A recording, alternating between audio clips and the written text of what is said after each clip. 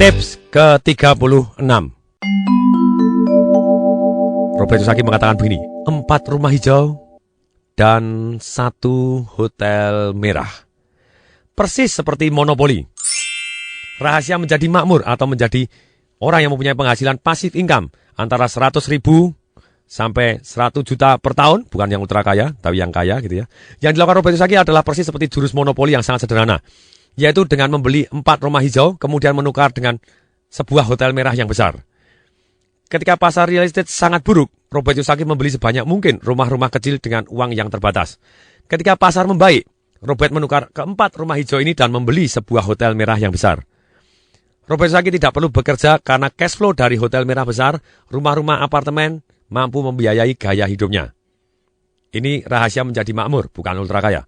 Sedangkan rahasia untuk menjadi kaya dan ultra kaya yang mempunyai passive income antara 1 juta US atau lebih per tahun, atau bahkan 1 juta US, yang ini yang ultra kaya, lebih per bulan, yang sekarang dilakukan Robert Kiyosaki, dan orang-orang yang paling kaya di dunia adalah bisnis, properti, dan saham. Maksudnya apa? Pertama, buat dulu bisnis yang menghasilkan cash flow positif. Dalam hal ini bagi Robert Kiyosaki adalah real estate yang menghasilkan sewaan dan bisnis pendidikan keuangan. Bagi Ray Kroc adalah McDonald atau bisnis hamburgernya dia.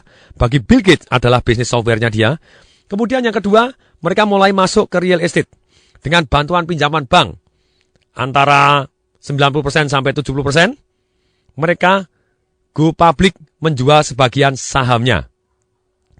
Tanah atau real estate yang mereka beli, karena mereka merubah bisnis yang ada di atasnya, maka harganya juga meningkat. Bisnis ada nilai goodwill-nya, real estate ada nilai kenaikannya. Kemudian mereka go public, dan ketika mereka go public, 1 kali nilai buku dijual puluhan kali, maka mereka akan menjadi sangat-sangat kaya. Dari uang ini diinvestasikan lagi ke properti atau bisnis yang menghasilkan.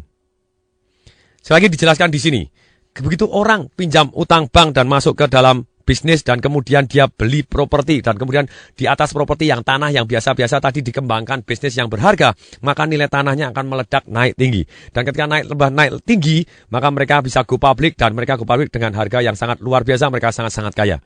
Contohnya begini, harga real estate benar-benar tergantung dari bisnis apa di atasnya.